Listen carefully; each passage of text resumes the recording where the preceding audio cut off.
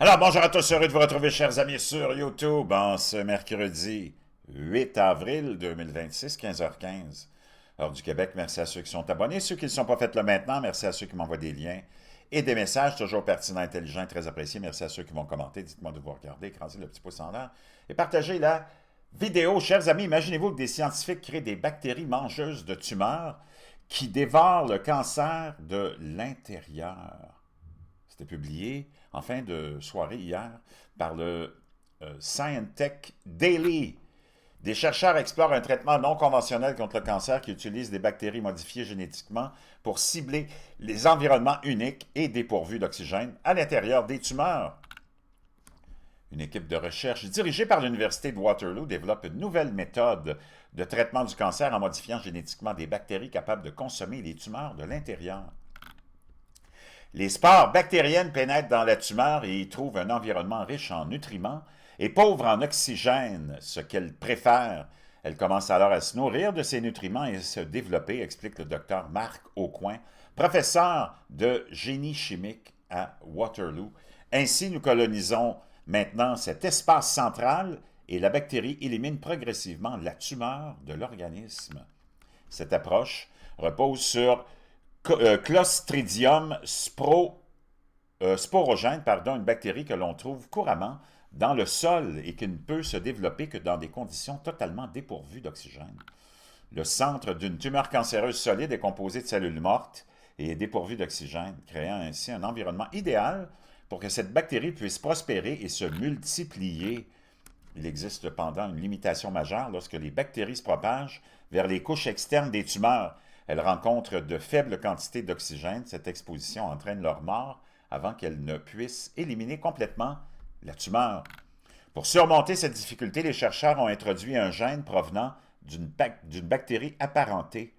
Plus tolérante à l'oxygène, cette modification permet aux bactéries génétiquement modifiées de suivre plus longtemps à proximité des régions périphériques de la tumeur. L'équipe a également mis au point une méthode permettant d'activer le gène de la tolérance à l'oxygène uniquement en cas de besoin, ce qui contribue à empêcher la prolifération des bactéries dans des milieux riches en oxygène comme le sang. Ce résultat est obtenu grâce à un processus naturel appelé détection de quorum. La détection de quorum repose sur des signaux chimiques émis par les bactéries. Lorsqu'un nombre suffisant de bactéries s'accumule dans une tumeur, le signal devient assez fort pour activer le gène de tolérance à l'oxygène, évitant ainsi son activation prématurée. Dans une première étude, des chercheurs ont démontré que Clostridium sporogène pouvait être modifié pour tolérer l'oxygène. Dans une étude ultérieure, ils ont testé le système de communication intercellulaire en modifiant génétiquement la bactérie afin qu'elle produise une protéine fluorescente verte.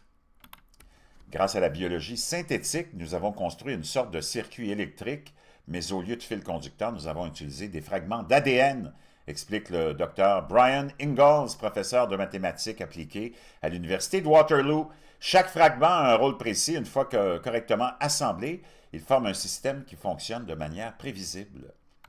Les prochaines étapes, c'est vers des essais cliniques, imaginez-vous.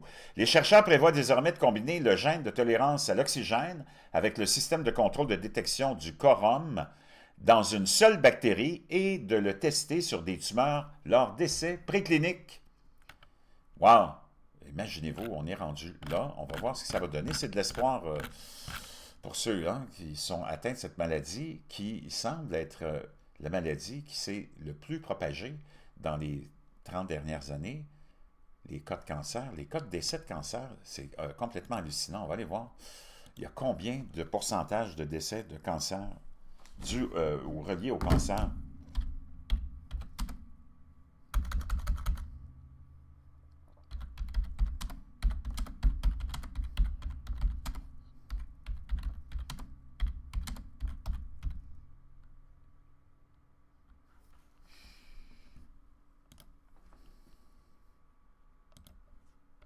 Donc, au Canada, le cancer est la principale cause du décès responsable de plus du quart, 26% de tous les décès en 2024, une position qu'ils occupent depuis le début des années 90 avec la deuxième cause principale des maladies cardiaques. Donc le cancer, wow, complètement. Puis dans le monde, je ne sais pas ce que ça peut être.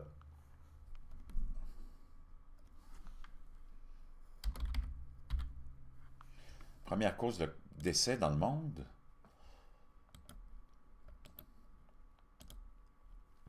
Les cardiopathies ischémiques constituent la première cause de mortalité dans le monde, responsable d'environ 16%. Les maladies cardiovasculaires. Wow! Principale cause de décès. Les 10 principales causes de décès selon l'Organisation mondiale de la santé. Le cancer se retrouve où là-dedans? On ne le voit même pas.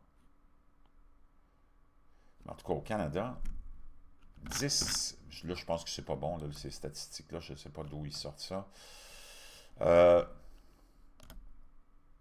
Les cas de... En tout cas, ça semble être, selon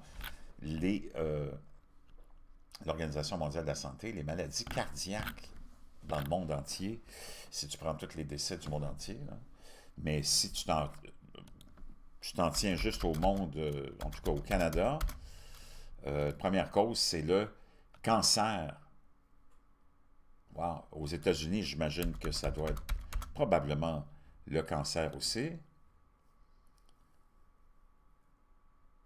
Ah, les maladies du cœur. Aux États-Unis, cancer en deuxième position. Donc, quand même, beaucoup, beaucoup de cas de cancer. On parle de millions de décès de gens qui décèdent du cancer. Donc, des scientifiques qui tentent de trouver un traitement qui est non conventionnel. Est-ce que ça va marcher? On le voit, il y a de plus en plus de révélations concernant des traitements qui apparaissent de partout pour guérir ou, en tout cas, ralentir ou inverser cette maladie-là depuis quelque temps. C'est assez intéressant.